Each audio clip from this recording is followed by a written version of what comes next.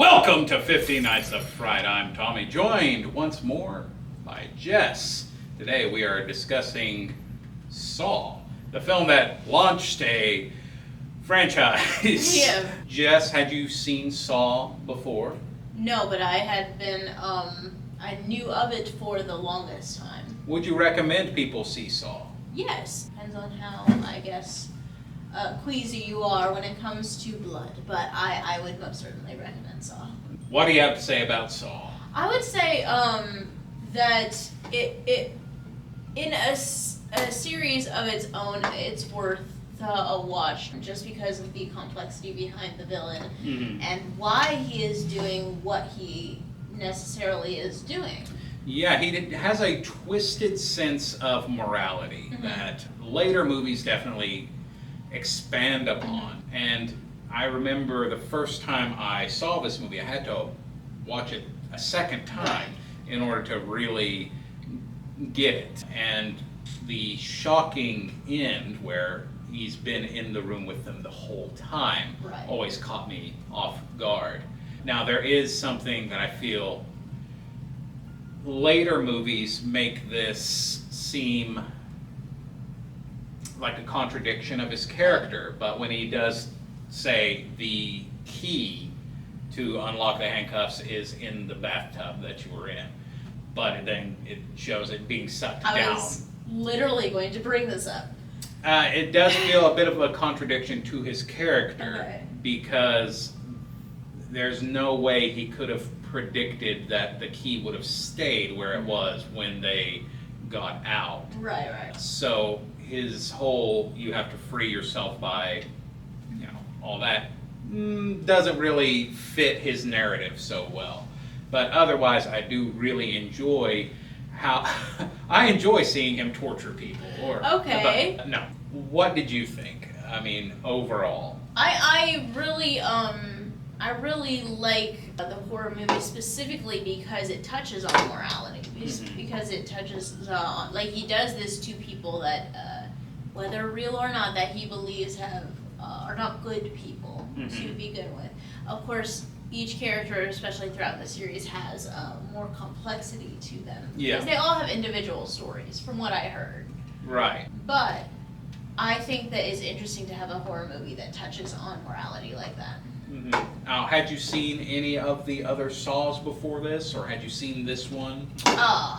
It was one of those super, super late ones, where they were in a room being pulled by chains into bleeds. Okay, yeah, I know the one you're talking about. But I have very briefly. I saw that once. It was not, I didn't even finish it all the way through, but this was my first time genuinely sitting down and locking in on something like this.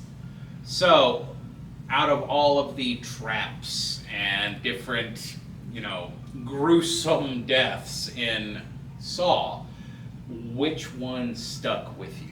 I think I have my answer probably agrees with a lot of people. The bear trap, the reverse bear trap, was extremely unique of an idea to begin with. Yeah.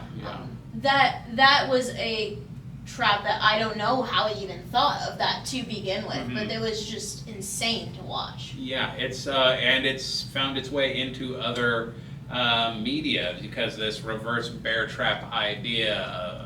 It's become something truly horrifying to think about. Oh, yeah. I was anxious watching it, especially with the time out effect. I really liked how in The Ring they had a time out effect, but this is way, way, way faster. It is literal seconds to minutes that you have to save your life.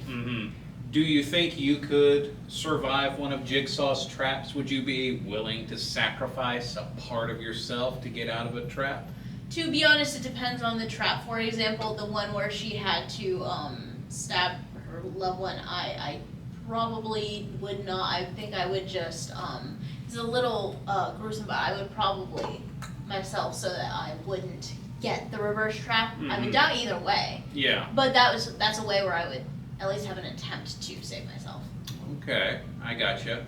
If we were to say give Saw a rating, now taking it apart from the 11 or so sequels that have come since, where is Saw landing? I would say a 9. I think The only thing keeping it from a 10 for me is I was expecting a little more gore. I know that sounds very hypocritical considering what the movie is, but I had been waiting to see this movie for a very long time. I expected to be haunted for weeks. Surprisingly tame compared to some of the sequels. Yes. Absolutely. I definitely think that Saw is a fun horror movie to experience for the first time. Right. So if you have anyone that you know hasn't seen it, watch it with them so they can try and piece together what's going on. I guarantee no one sees Jigsaw laying on the floor there. No one sees that one coming. Well, and my question is, do you think that they kept it tame intentionally because it was the first film in order to apply to a wider audience? I don't think so. Okay. I think that the writer-director had a vision in mind, and it's only when sequels begin to happen that you have to amp up Right. a lot of the shock factor of sequels. Right. Because the rule of the sequel is it has to do everything the first did, but bigger. Okay. And so any sort of amount of blood and gore in a movie like this has to be doubled in the next one.